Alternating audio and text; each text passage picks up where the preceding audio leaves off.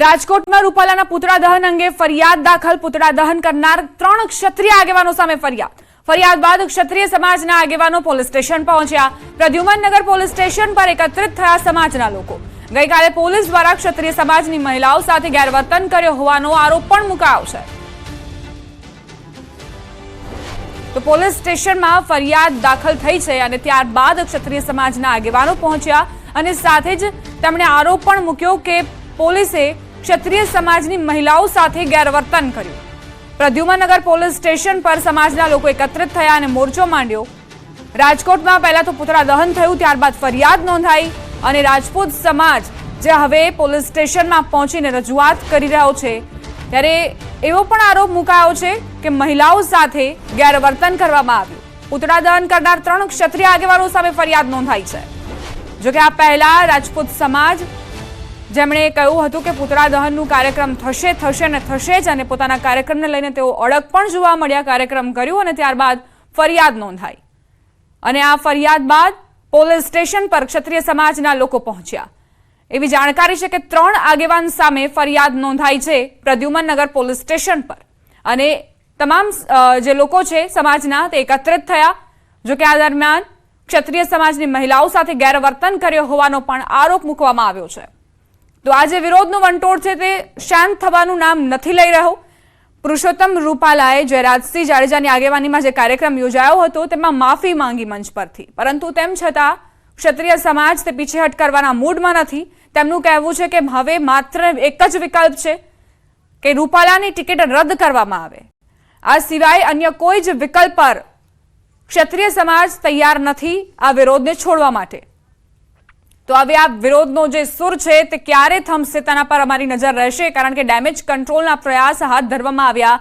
જયરાજસિંહ જાડેજાને આખી મનાવવાની પ્રક્રિયાને તેમના શિરે મૂકવામાં આવી જવાબદારી. જોકે એ કાર્યક્રમમાં તમામ સહમત પણ થયા, પરંતુ એક વર્ગ એવો છે ક્ષત્રિય સમાજનો જે માનવા માટે તૈયાર નથી. અને પદ્મિની વાળા પણ જેઓ હવે મોરચો ખોલી ચૂક્યા છે અને તેઓ પણ પીછેહટ કરવાના મૂડમાં નથી.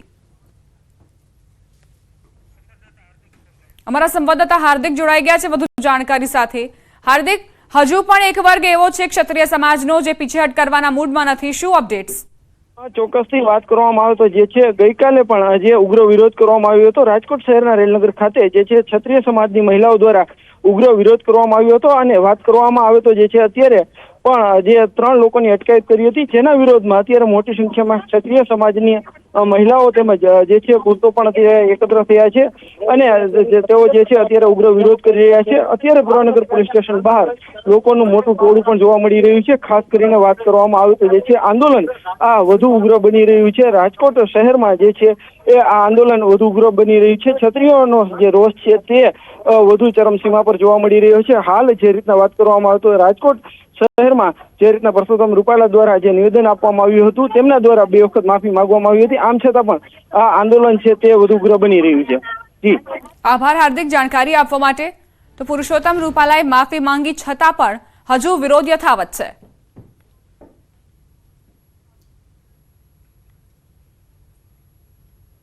રાજકોટમાં અત્યારે મોટી સંખ્યામાં ક્ષત્રિય સમાજના લોકો ભેગા થયા છે. અત્યારે જે વાત કરવામાં આવે તો જે છે ગઈકાલે જે પુતળા દહન કરનાર 3 જે લોકો હતા તેમની અટકાયત કરવામાં આવી છે. અત્યારે મહિલાઓ પણ અત્યારે જોવા મળી રહી છે. આપણે અહીંયા મહિલાઓ સાથે વાત કરીએ. બેન, શું કહેશો?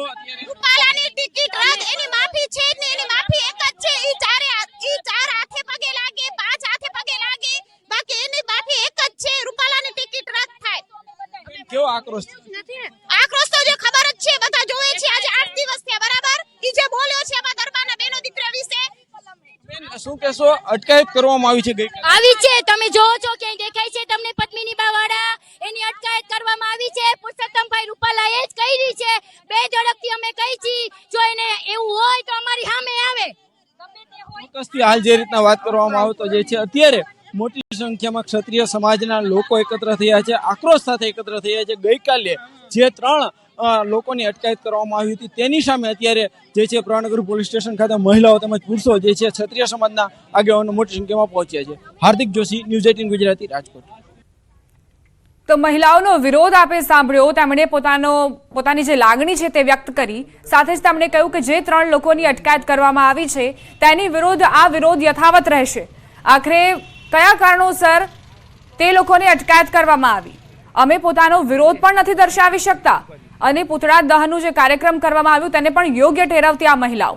તો ક્ષત્રિય સમાજની મહિલાઓએ મોરચો માંડી દીધો છે અને પદ્મિની બા વાળાની જે અટકાયત કરવામાં આવી છે તેને લઈને આક્રોશ ચરમસીમાએ છે.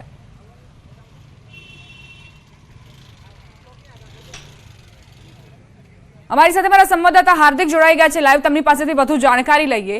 હાર્દિક, મહિલાઓએ પોતાનો વિરોધ ઠાલવ્યો અને સાથે જ પદ્મિની બા વાળાની જે અટકાયત કરવામાં આવી છે તેને લઈને પણ પ્રતિક્રિયા આપી. અત્યારે શું કહેવું છે તેમનું?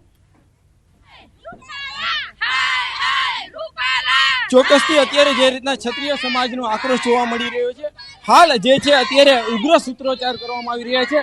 હાલ જે રીતના વાત કરવામાં આવે તો જે છે અત્યારે કહી શકાય કે પરસોત્તમ રૂપાલા હાય હાયના નારા લગાવવામાં આવી રહ્યા છે. હાલ આપણી સાથે અહીંયા જે છે પદ્મિની બા છે, આપણે એમની સાથે શું કહેશો અત્યારે આક્રોશ છે? અરે અમારા ભાઈઓ ઉપર એક કાવતરાની કલમ લગાવી છે 128 ની. રાતે પણ અમને કંઈક બીજું કહેવામાં આવ્યું હતું. અમારી ઉપર ષડયંત્ર રમાય છે, અમારી સાથે સુરમત રમાય છે, અમે પણ નથી સમજી શકતા. અમે એક બધાનું વિશ્વાસમાં લઈને અમે કામ કરીએ છીએ.